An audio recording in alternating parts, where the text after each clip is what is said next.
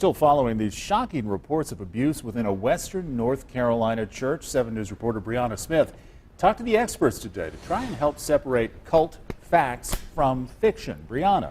Yeah, Gordon, how they dress, what they read, to who they marry. Former members say it's all decided on by Word of Faith Fellowship leader Jane Whaley. But it is a tight-knit religious organization, or is it a cult, like former members state?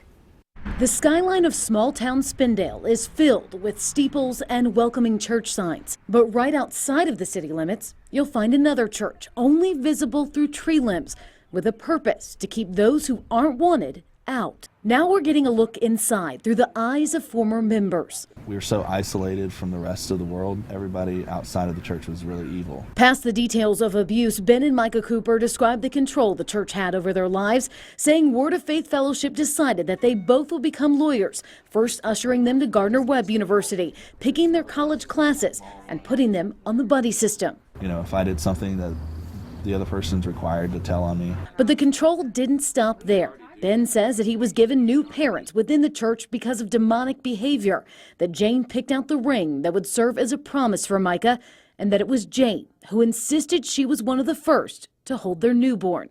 All steps of mind control over members' lives. It's the fear that they've instilled that Jane Whaley is next to God, and that Jane Whaley is ultimately a prophet of God and hears from God, and people don't want to lose their salvation. We came to Spindale to see if anyone from the church would be willing to talk to us. I also spoke to their attorney by phone. Well, they still didn't want to comment on camera. They said they continue to deny all of the allegations from the AP article. Any group that has a charismatic figure who claims to be speaking to God and have God's authority, who controls people's behavior and information and thoughts and emotions and makes them dependent and obedient, fulfills the criteria of a destructive cult. Steve Hassan is a mental health professional who has worked with people trying to escape cults. Some of his former clients include Word of Faith Fellowship members. I believe freedom of religion starts with freedom of the mind, and that people need to understand what mind control and brainwashing is.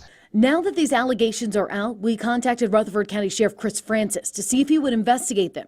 He said that simple assault is a misdemeanor and that most of the cases have reached a statute of limitations. Hassan says prosecuting cult cases has a long road to go. We're trying to update the legal system, but it's going to take work. So through this, I've gotten to talk to a lot of former victims or former members of this church, and they state that they're hoping this investigation is the one that will really capture the attention of the Department of Justice or other state organizations, and they're planning on taking it there. Brianna, the expert here says a charismatic figure who claims to be speaking to God or have God's authority. That's a fine line, man, between religion and cult that we're walking here. I mean, how is it just the abuse allegations that make it different? I think it's very much the fact that you get to use your own thoughts when you're working in your life, or if someone else is telling you how your thoughts should be. And that line is thin, but there is one, as explained by our expert. Yeah, it's a hard subject. Brianna Smith, we have more from you tonight at 6 o'clock. Thank you.